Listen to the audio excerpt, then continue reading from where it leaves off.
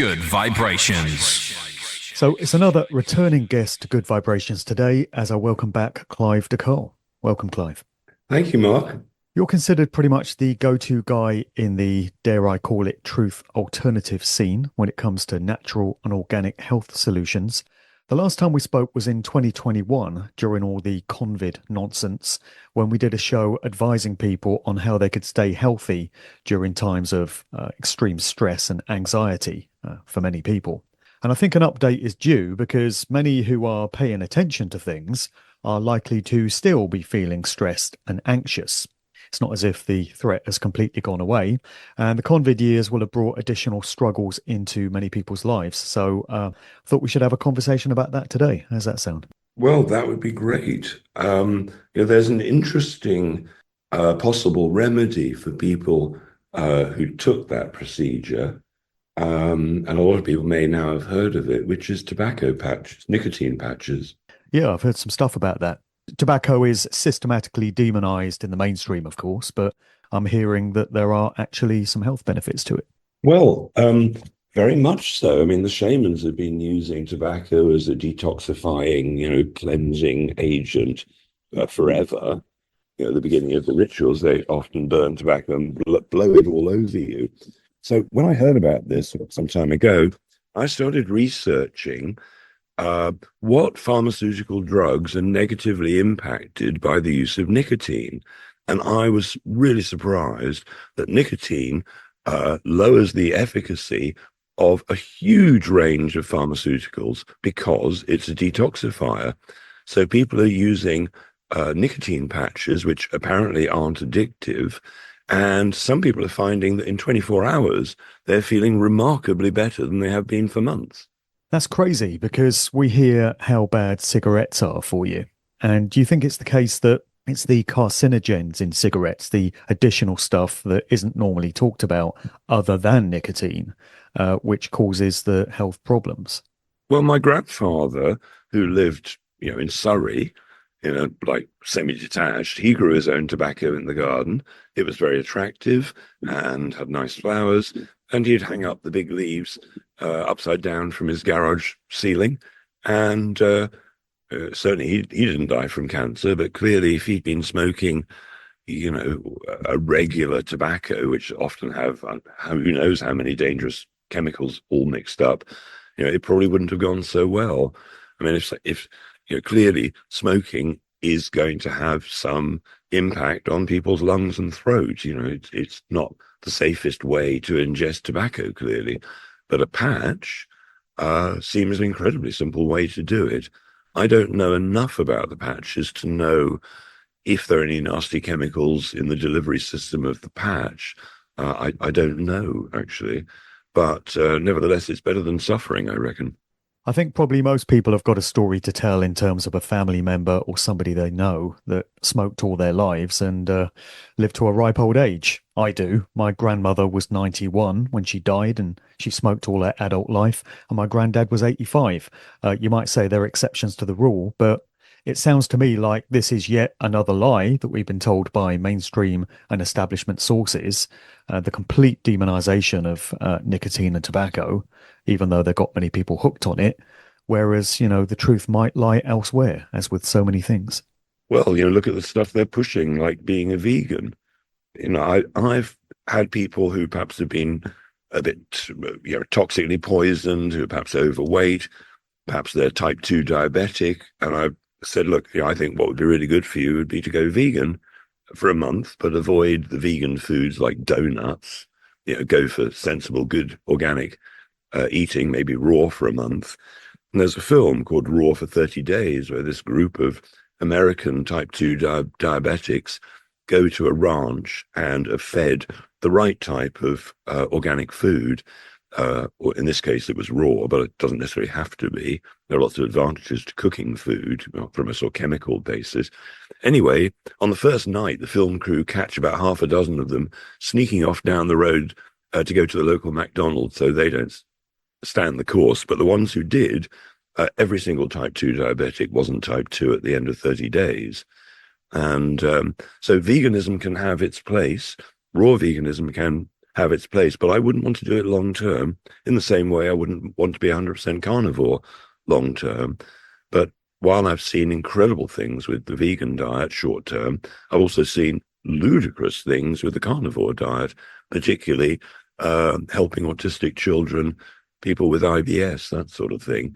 But I mean, the government is encouraging you to be vegan, and that's not natural. I don't know that there's ever been a vegan society on a long-term basis historically. Vegetarian, yes, in India and other places, but vegan, I'm not so sure. Have you heard of anybody, any tribes or whatever that were vegan in the world? Not personally, but it's not something I've looked into. I mean, people out there listening might be aware of certain civilizations and they might be able to advise, but I don't know of any myself.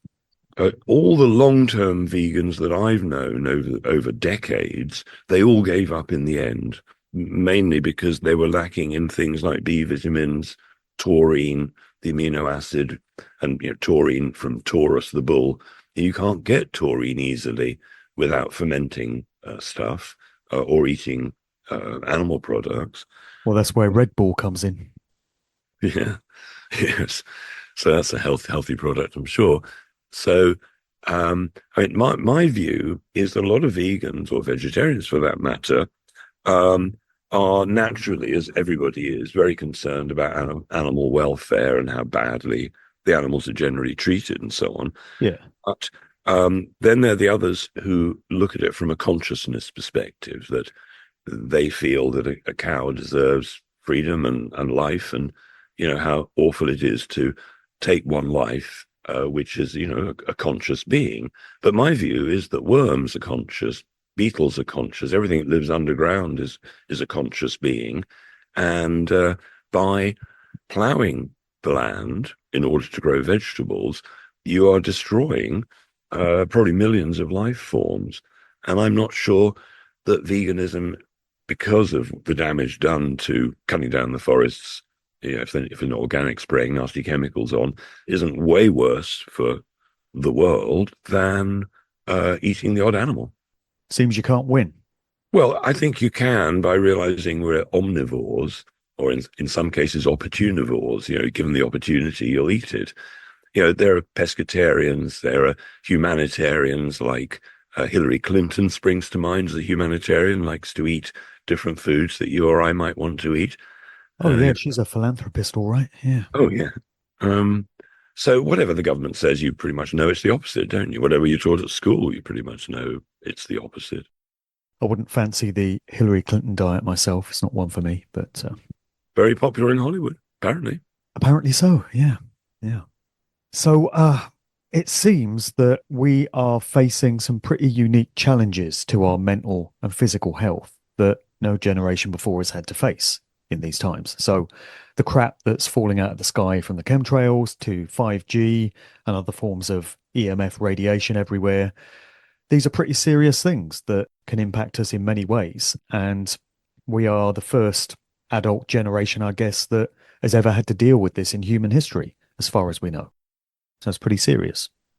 I mean, they've always been beating the hell out of everybody, one way or another, be it outright wars or, I mean, they started poisoning people well over 100 years ago. I mean, in America, in the 1930s, the government reported that there was no longer sufficient minerals in the soil to support health. And that was in the 1930s, almost 100 years ago. And it's got a lot worse since, obviously. But there are things one can do. I mean, over the sort of decades that I've been doing this, basically, I reckon that pretty much everybody is low on the same 10 things. Yeah, there could be more, there could be less, but I put together a pack which I've called the 30-day rejuvenation pack, which costs about £169. That's, I suppose, $200 in the States, something like that. And it's got the 10 things in. And the 10 things are just the simple, obvious ones. The one you referred to at the beginning, of course, the ultimate relaxant for most people is magnesium. And when you're stressed, you burn your magnesium levels. And if you burnt through all the magnesium, there's not much in the food anymore, then the sort of symptoms, as you know, are things like headaches, migraines, epilepsy, anxiety, worry, panic attacks, arthritis, restless leg, leg cramps, any type of cramps, menstrual cramps, heart attacks. The list goes on and on. They reckon there are 3,000 things that magnesium contributes to in the body, including making all the other stuff work, like vitamin C. You know, vitamin C helps magnesium work and vice versa. So thinking that one could, let's say, go to a supermarket and pick up a multi-mineral and assume that that's going to be doing you good, it might do you more harm than good. For instance, in the cheap vitamins, whenever you read an article in the newspaper which says vitamins are bad for you, you know they've used the wrong type. You know, with magnesium, there are 50 types of magnesium. But if you go into the big stores and buy it there, they will sell you what is basically essentially the wrong type. Yes, it'll cure your constipation probably, but it's unlikely to give you any benefits from the nutrient, which is magnesium. And the next thing is that people don't realize what they're buying. So the official recommended daily allowance for magnesium was worked out in the 1930s for soldiers, just to give them enough so they didn't actually die, not enough to make them well, but just enough to stop them deteriorating. And they reckon that should be 400 milligrams for men and 380 for women. But now, because food isn't so nutritious, it's bound to be more. However, there are companies that sell 380 milligrams or 400 milligram capsules, and people think, therefore, all they need is one a day to get at least the recommended daily allowance. Maybe they'll do it 2 a day just to make sure. However, of that 400 milligrams, not much of it is magnesium. A lot of it will be what the magnesium is bound to. Let's say it's magnesium glycinate, for instance. The majority of the weight is going to be the glycinate part, same as citrate or any of the others. So when people think they're buying 400 milligrams, they're not really. They're buying a lot less. So I would say generally, you want to be aware that you might need way more than you think. The capsules, I do various versions, liquids and capsules, but the magnesium blend, which is the one that I use, I might take 6 or 8 a day. That sounds like masses, but if I don't, because I'm type 1 diabetic and have been for 40 years, I tend to get muscle cramps. But if I take magnesium, that's the end of cramps. And if you've got a cramp, that's a warning of a heart attack. So that's one of the 10 things in the box. Hopefully we sent you a box, did we, Mark? I do have a box, yeah. And the magnesium jar is pretty large because there's a lot in there. Yeah. It's 180. So even though it's meant to be for 30 days, providing 180 means that if you are one of the people who need more than others, it's there. Similarly with lots of the other supplements, there's actually more than 30 days. But if one's got a box, one could probably share it with one's partner or mum or whatever it is. And most people notice something fairly dramatic pretty quickly. Particularly, I'd say the women. Anybody who's got cold hands and feet, or their temperature's out of control, menopause type things. If somebody says to you, "Oh, you've got cold hands," or "You've got hot hands," then you're almost certainly low on iodine and selenium. And it's super easy to correct things remarkably quickly. And some people, the selenium alone, I had one woman a while back who said that in 3 days of taking the selenium, she was no longer basically an alcoholic. I've had people who've been on pharmaceutical drugs for like 20 years, just can't get off because the detox from that is too appalling.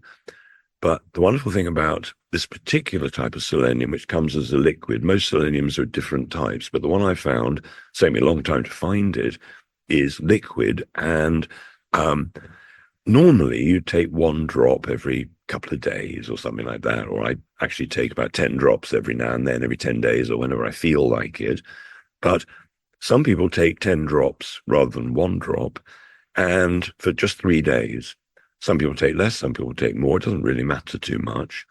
And so I've had all sorts of people that say, come off whatever they were addicted to. And what happens with the selenium is really unusual. When people give up heroin or they give up alcohol, what usually happens is they get a terribly bad reaction. They think it's because they're not using the drug. but it may not be that at all. What happens is, because our body is so amazingly intelligent, it realizes that every day you're putting in a toxin. Obviously there are good things about alcohol, but essentially it is a bit of a toxin. So when somebody stops, the body hasn't woken up to the fact they've stopped. And what the body's been doing to protect you, each day you put in the toxin, it creates an antitoxin to try and clean up the damage.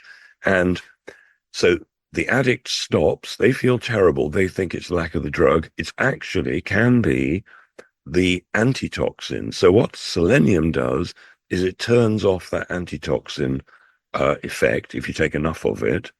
And so 3 days later, when the person, immediately the problems subside.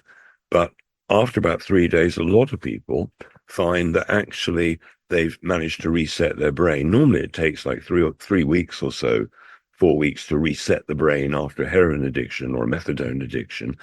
But selenium in combination with the other things in the box can make a massive difference. One thing that's not in the box, which addicts should know about if they want to stop, is amino acids. Again, like selenium, short periods of time with high doses of amino acids just temporarily can help detox just massively. I had one guy who could barely walk. He was in his mid-40s, and he explained to me he didn't really need to eat food as such because 4.5 bottles of white wine a day gave him all the calories he needed. And he was dying on his feet. It was just terrible. So I gave him some amino acids, and he basically came off the booze. Yeah. Thanks for explaining that. Did you slim down your range fairly recently? Because I know you used to deal with loads of products. I think you slimmed it down to just what you consider to be the bare essentials, didn't you? Well, I used to have another company, but then about 10, at least 10 years ago, I sold that to my business partner and I started clivedecarle.com. And yeah, I slimmed it down massively because what I was realizing at that point was that actually we are a bunch of minerals and vitamins, amino acids and fats. That's what we are. Our brain is made of fat, water, of course, but the wobbly bit is mainly cholesterol. So fats are really important. Eating out can be super dodgy. If I'm feeling like amusing myself and being thrown out the restaurant, I'll say to the restaurant, by the way, I'm allergic to seed oils. Can you cook my food in something natural like butter or whatever? And I say, well, just in case some of the seed oils get in the food, do you know how to deal with anaphylactic shock? That goes down well at Pizza Express. Oh, it goes down brilliantly. Yeah, they love it. Somebody I used to work with, she took it to another stage. She'd go into a restaurant and say, what have you got that's organic? And they'd say, well, nothing. And she'd look at them straight in the eyes and say, what you mean is all of it's poisoned?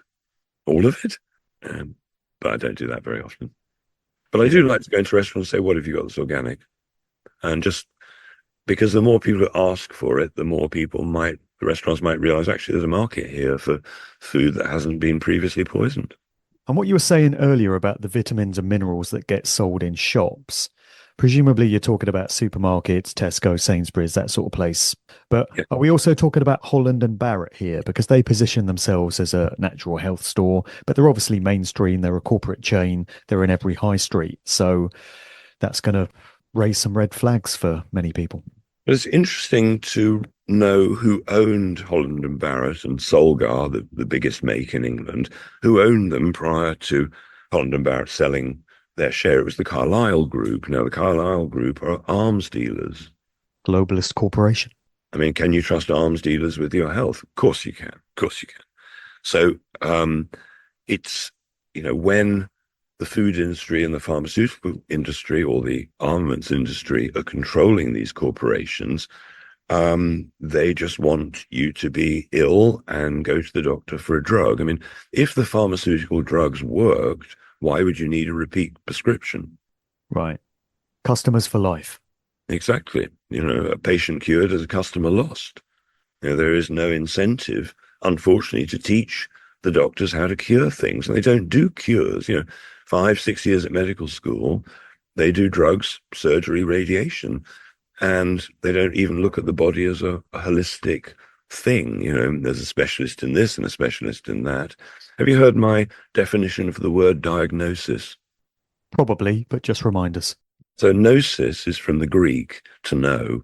Agnosis is not to know. So diagnosis is two people not knowing. Sounds about right.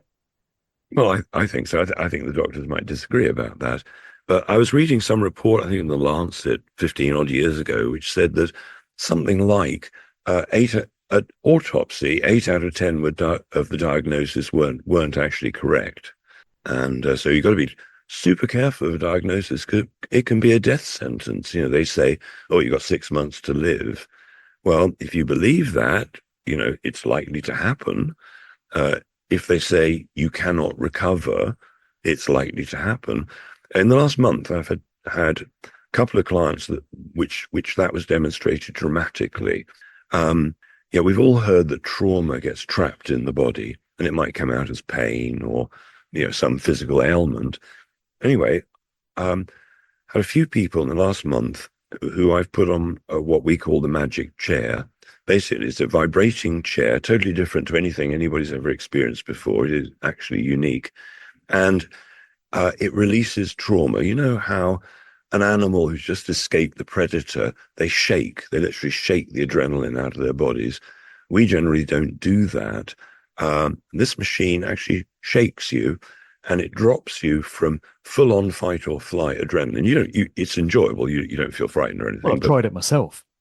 Oh, of course you have, yes. Yeah, because you were displaying it at the Sounds Beautiful and Uprise and Shine festivals this summer, and it went down a storm, and I had to go on it at Uprise and Shine, and yeah, it's pretty amazing. I actually quite enjoyed being shaken like that.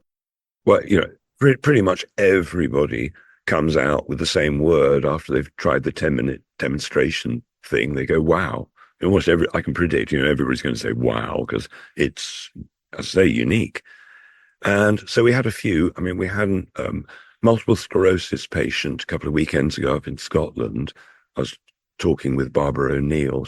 She's brilliant. And she arrived on a mobility scooter, could barely walk. 10 minutes later, she's sort of shouting to everybody, look at me, I'm walking. And she was walking. I mean, she had been told that she'd never get better. We had another one who had 4 years, she couldn't feel the left side of her body. She could walk, but she said, look, these limbs on the left side, they're like they belong to somebody else. What happened to her? She had grasped onto an electric fence, which unfortunately for her was high tension. That's, 3-phase electricity. That's the one you can't let go of. Anyway, only one person in 10 survives 3-phase. Anyway, what it had done to her is it sort of, if you like, numbed her left side of the body. 10 minutes later on the chair, she's dancing around, gets all the feeling back after 4 years. But the curious bit was she explained more about what had happened. She said it wasn't her by herself that day. She was with a friend. And what her friend saw was this black guy come up to her and pull her off the fence.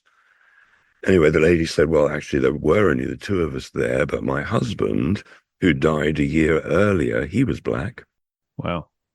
Anyway, she got all the feeling back in 10 minutes. Then we had a lady with motor neurone disease, and we put her on the chair, and she was better, but she was in a lot of pain, so I treated her with my old Tesla device, and she broke down in tears, just sobbing, almost screaming, really. And she explained to me through the tears that her daughter had died 14 years before, and afterwards she'd developed motor neurone disease, and afterwards she could barely walk. I couldn't understand pretty much anything she was saying.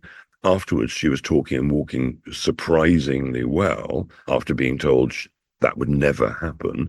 And what I reckoned had happened was that when her daughter died, I think, as one would, perhaps she blamed herself. She felt that she was unworthy, not fit to live. Who knows what her thoughts were, but I think they would have been very dark and negative. And I think that her body picked up on that it was useless and worthless or whatever, and became exactly that. Anyway, she released a lot of trauma. Literally, I had to hug her for about 15 minutes as she sobbed. And she let the trauma out after 14 years, probably not all of it, but enough that she went back to a way better life, in what, 25 minutes? Crazy. I mean, those are exceptional examples, but it shows you how trauma can be trapped in the body. And clearly, everybody's traumatized to hell. Yeah. Psychosomatic responses, which are going to differ from one person to the next. But trauma is at the root of so much of it. It's the common denominator. And, we were talking about magnesium earlier. I had a woman a year or so ago who was suicidal. She told me her life story, and, it was just horrendous. And I told her to try 2 magnesiums sort of every hour or so. And, with magnesium, if you take too much, you get diarrhea. The body's self-regulating. So I told her to take 2 at a time. And don't be worried, even if she took 12 that day, better than suicide. She rings me up at 8 o'clock the next evening, having taken 24 capsules, and says, well, I'm not exactly happy, but I'm no longer suicidal. Super quick. She won't need to take that much forever, but temporarily it did the trick. Yeah. I've heard you eulogizing about magnesium for years. Well, it got me out of hospital 40 years ago. That was the main thing that totally reversed my rheumatoid arthritis. Well, that's why there's so many of them in the rejuvenation box.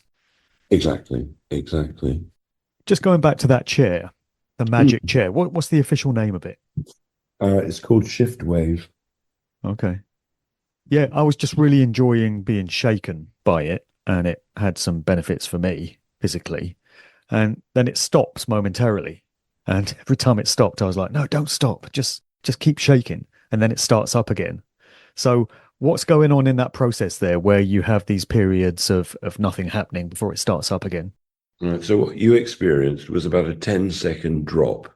So when it's running, you feel like you're floating and even moving around, while sitting on the chair. When it stops, it takes you from sympathetic dominant, from full-on fight or flight, into a state of the absolute opposite, where it's like you fall into this nothing. And so you experience 10 minutes of it, you can experience a minute of that. And we've had meditators say, look, 20 years, I haven't been that deep, because the body's never experienced that change from fight or flight to absolute serenity, to, from sympathetic dominant to parasympathetic. It's an incredible feeling. And because it's so new to the body, some people just find that they have this emotional release, and lots of physical stuff can get turned off. He has loads of people come out of pain. I mean, just surprising number. The Tesla device is more effective for getting people out of pain, but I've been really surprised. I knew that trauma release was important, but I had no idea how important. I really didn't know. So who devised the chair? Where did it come from initially? Well, it was developed by a group of American scientists, one of whom developed what's considered in the medical world to be the best live brain scanning device developed. So using this super high technology, they were able to, if you like, tune the vibrations to exactly match the live brain responses they were seeing. So, you can see a lot from a brain scan live as to what somebody's basic thinking process is, And so I met up with the main inventor about 8 weeks ago, and I said, look, China, surely the Chinese are going to copy this. And he said, well, they can copy it physically, but they're never going to be able to develop the sophistication of the programs because they're not going to be able to hack into it, and they're just never going to be able to replicate it. So there are very few things in the world that are unique, but this is one of them. And, every community should have one. In my opinion, every prison should have some. It would cut the violence, I reckon, down significantly.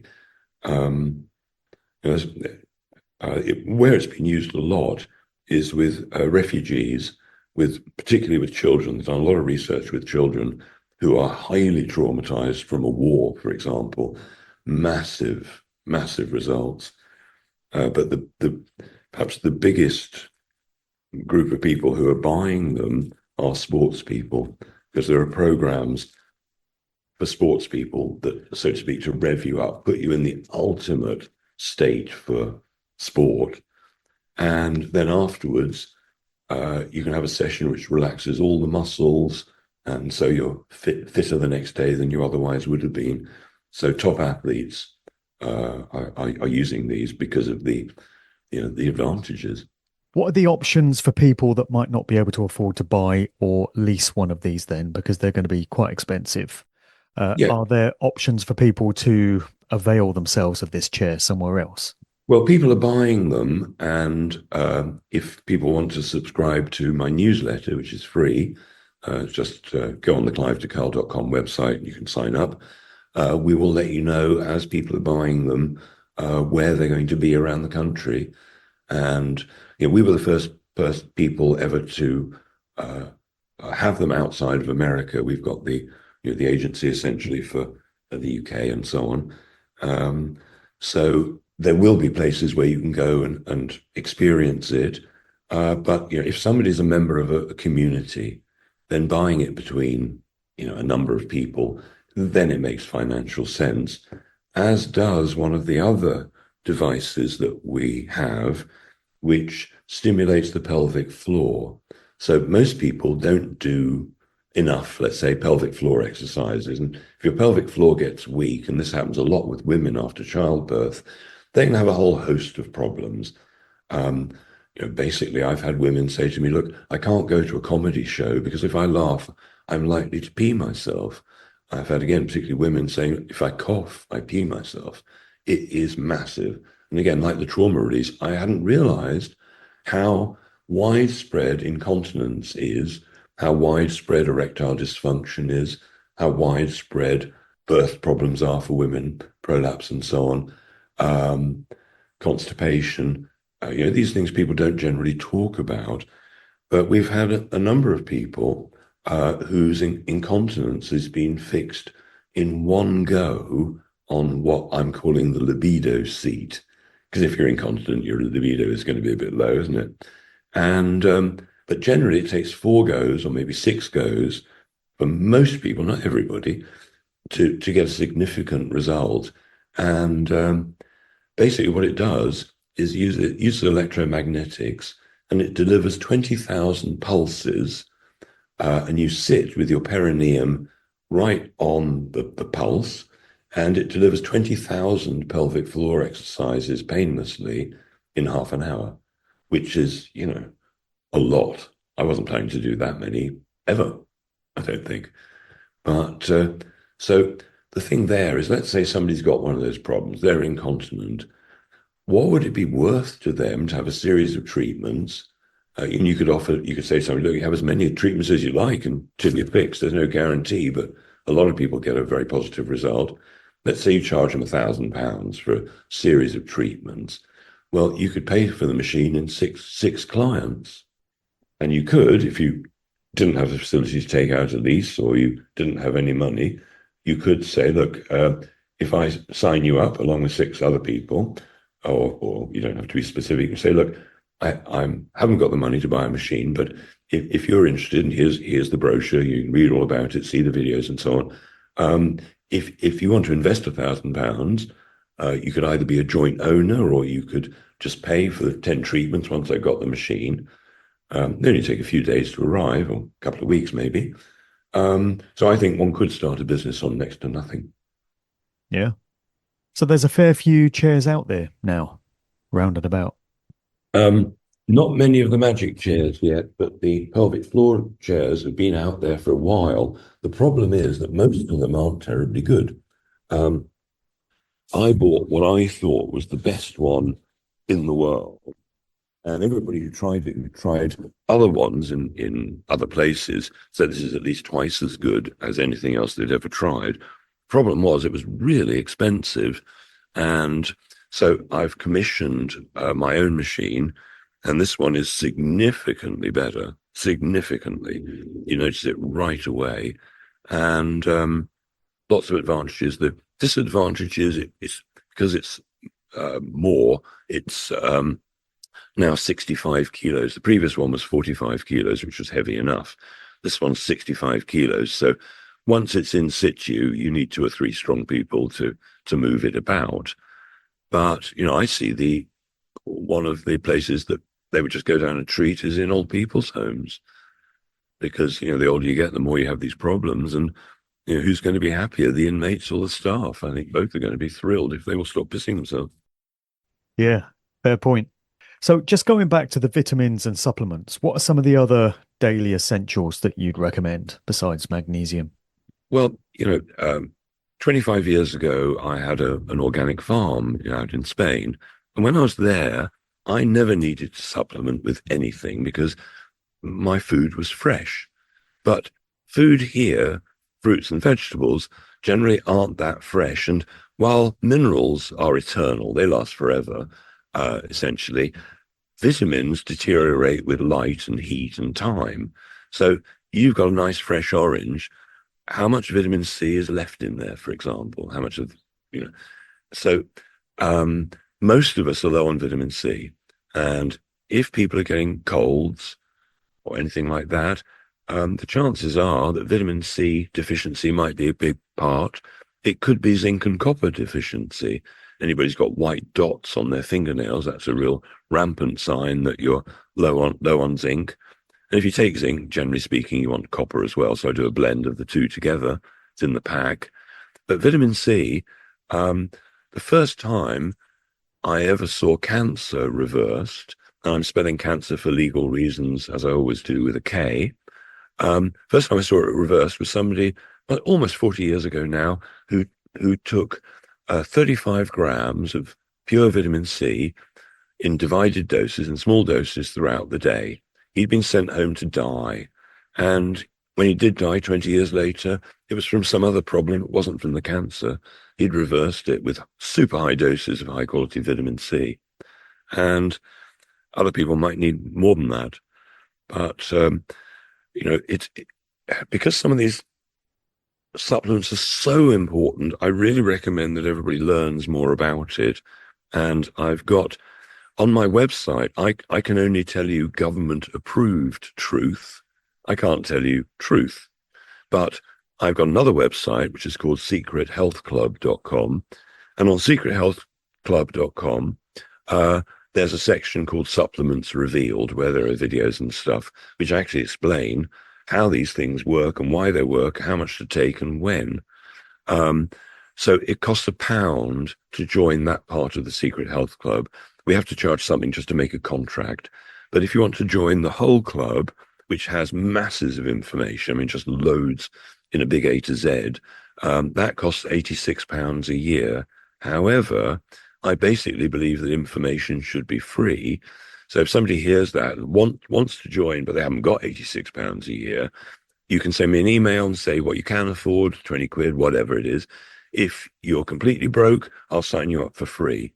So, but having an organization to run and a mouth to feed, I need to charge something. Anyway, so that's how that works. And, I don't really do consultations anymore, generally speaking. But if people say, oh, I want a consultation, I'll just say, look, have you looked at the Secret Health Club? It's much cheaper than I am to join that and consult with me. And generally speaking, a lot of people find the answer. I put the Secret Health Club together, as you know, Mark, about 10 years ago when I got chucked off YouTube. The government did their real best to shut me down. So I started the Secret Health Club then. And over the last 10 years, it's built up to, I think, a reasonably decent library of useful information. The hoops we have to jump through to get information out there, right? Yeah, it's crazy. I've just checked my fingernails and happily there's no white spots on there, but I've been popping zinc every day for many years, so that might be it. So if that's the case, what you might want to do is to get a hair mineral analysis done and see how you're doing. Make sure you're not overdoing it. Hair mineral analysis usually costs something, I think, like 70 or 80 quid. There's a company that I use personally called Mineral Check. And Mineral Check, it's spelt K at the end, not CK, Mineral Check. And there's a lady there called Karen, who runs the company, who is very good at explaining the results from the hair mineral analysis. They come with loads of analysis written down, but if you can afford it, get Karen to do a consultation. Last time I did it, I was shocked. I thought I knew what I was doing, but it turned out that I was very high on copper. And I said to her, why? And she said, oh, well, it's because you're low on iron. And I said, that's funny because, I didn't used to eat meat, but I do now. I said, I was really craving black pudding and steak. And she said, well, maybe that was for the iron. So, you can learn interesting things that you might not have guessed. And if you've been doing a certain supplement for a long time, or some diet for some time, it might just be worth doing a check. There are loads of other ways to check minerals and stuff, but hair analysis is pretty good and not too expensive. Yeah. Many people listening to this are likely to be vegetarian or vegan, I suspect, on compassionate grounds, moral grounds. So when it comes to your product range, are they vegetarian and vegan friendly, or is there gelatin in some of the capsules? No, we don't use any gelatin capsules. They're all made from cellulose or plant materials. And stuff like the amino acids are vegan. Wherever we can make it all vegan, we do. It doesn't mean that the vegan versions of some of these supplements are any less. They're just, if you like, I suppose, more difficult to. But I mean, eating animal products in many cases give people the amino acids they need. But trying to get amino acids from vegetables or nuts or seeds or whatever, they're not nearly so bioavailable. As I say, what's more valuable, the life of a butterfly or the life of a goat? Is there really a difference? We don't know how the butterfly thinks. We can sort of, but there are loads of insects and, there are various creatures that are showing signs to me of extreme consciousness. Yeah. Yeah. Yeah, this is a conversation for my God talks, probably, where I'm exploring theology and spirituality and such, and consciousness. Maybe a talk for another day. So, for anyone interested in any of your products, I do have an affiliate link. So, I'm signed up to your affiliate program, which means if people use this link, it brings a small amount to me, which obviously helps me to continue with my work.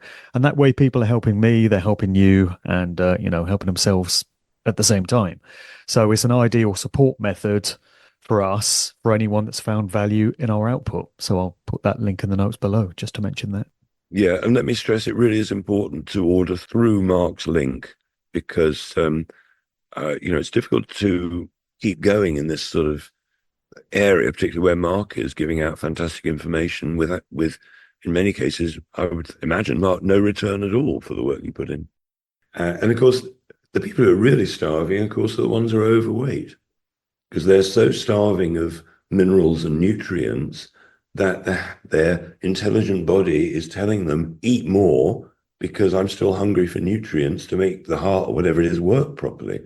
So you look at somebody who's overweight, basically the answer is they're nutrient deficient. If they change their diet and start eating really nutrient-rich foods, I mean, let's say somebody likes chicken liver or duck liver, if it's organic and natural, biodynamic preferably, the carnivore, if they catch the prey, the first thing they eat is the liver because that's got the most goodness in it. A lot of vegans have recovered their strength really quickly by eating things like liver.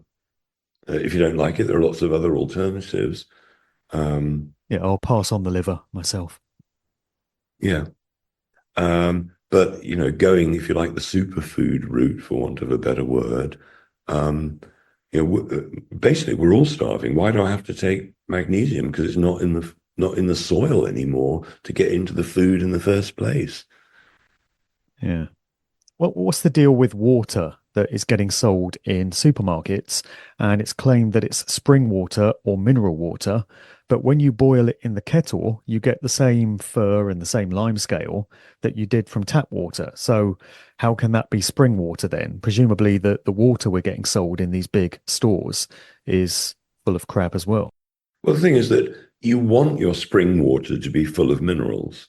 because that's the benefit of spring. You know, if it was distilled water, pure rainwater, assuming that it's rained for 10 minutes and washed the debris out of the sky, that pure water will be essentially distilled, but it's empty.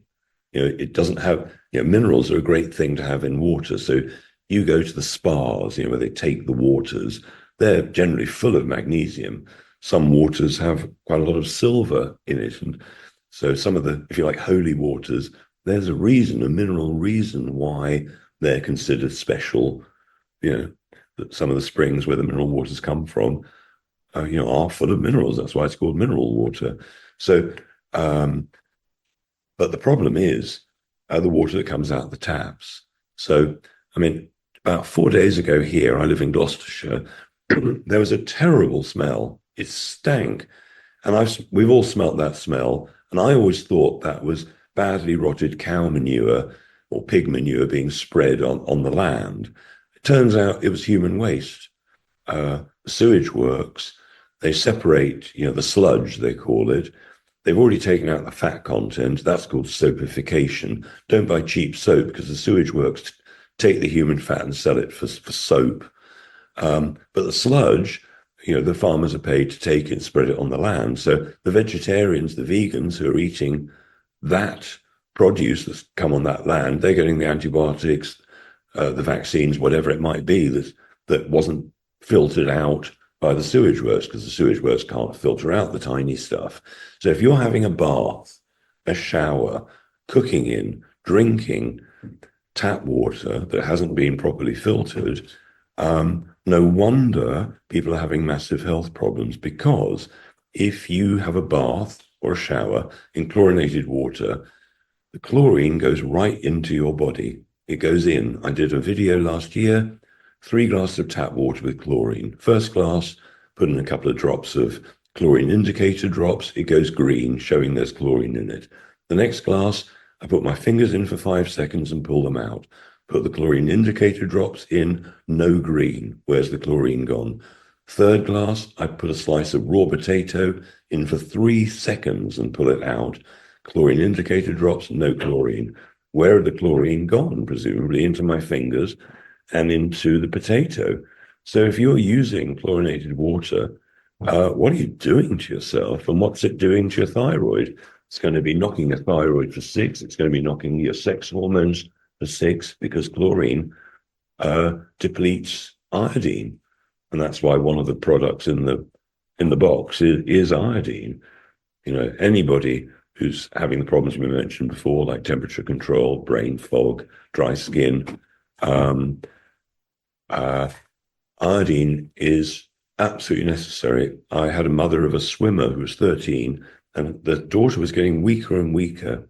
And I said, well, is she taking iodine before and after swimming in the chlorinated pool? And the mother said no. Started doing it within, I think, I can't remember, 2 or 3 days. The daughter was already feeling much better, and we adjusted the dose a little bit to get it right. And she was neutralizing the chlorine. And people don't realize, you know, it was a poison gas in World War I, killed millions of people, and we're having a shower in that gas. Yeah. And your fields anecdote there brings new meaning to the phrase shit food. Yeah, exactly. Exactly. I mean, people just don't know what they're eating. They if they knew, they'd think differently. All right then, Clive. Well, any final words that you'd like to leave people with, or any further thoughts before we wrap up? Well, I think the really important thing to stress is to be optimistic about the future, because if you're pessimistic about the future, it's very depressing. Now, I'm happy to be optimistic now and be proved wrong later. I don't want to ignore the issues, but I certainly don't want to worry about them or have anxiety about them. Awareness, yes, but staying as positive as possible. You know, love wins in the end. Who knows when that is, but yeah, so I really advise people to stay positive and, you know, as the hippies might stay on a higher frequency. Yeah. Sounds like some pretty good advice to me. All right then. So I'll put the affiliate link in the notes below if anyone wants to get your products through that. And also, do you want to make available the transcript to this conversation? Because we've got the AI working away there, transcribing what we've said. Can we make that available to people? We can indeed. I will send it to you. And AI could be wonderful, you know. I mean, there are something like 20 million health articles written every year in the world in every language. AI, given some keywords like cures, natural cures, or something like that, could go through the millions and millions of published papers looking for common answers like "it cured me." Yeah. And it could do it in seconds, presumably. I'm not a fan of AI in principle, but there are ways in which we can make it work for us, and we might as well. As long as it's there, then why have it as an ominous threat hanging over us when it can actually be beneficial in our lives and we can find ways of using it? So we might as well do that. Absolutely. Again, look for the positive. You know, when I was ill 40 years ago and it was horrible, I'm super grateful to it now because, you know, I got lots of benefits from it long term. And if you view that every challenge happens for a reason, it's part of your growth, you know, it makes it a lot easier. All right, Clive, thanks for coming on today. Cheers. Thanks, Mark. This is just a wrap. Vibrations, I'm picking up vibrations, I'm picking up vibrations, I'm picking up vibrations.